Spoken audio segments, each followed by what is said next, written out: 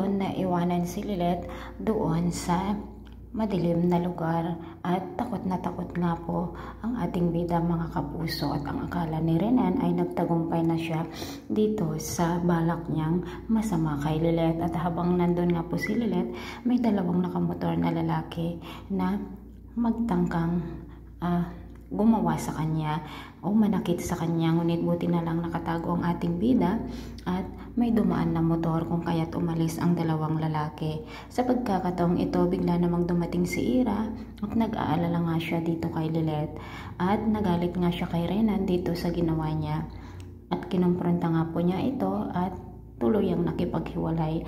Ngunit dahil nga magaling si Attorney Renan ay nagkunwari siyang masakit ang kanyang paa, kung kaya't naawa muli si Ira kay Attorney Renan. Sinuyo ng lalaki si Attorney Renan si Ira at dito na nga po muli na namang naibigay ni Ira ang kanyang loob kay Attorney Renan mga kapuso.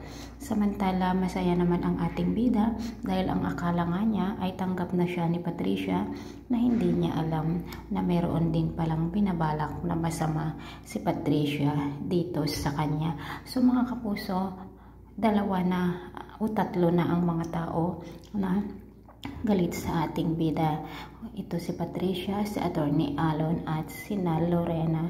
So ano kaya ang gagawin ng mga ito mga kapuso para sa ganon ay tuluyang magulo ang buhay ng magkapatid dahil nga sa mga pangyayari na kung saan ay ang pagkamatay nitong si Attorney Meredith Simons.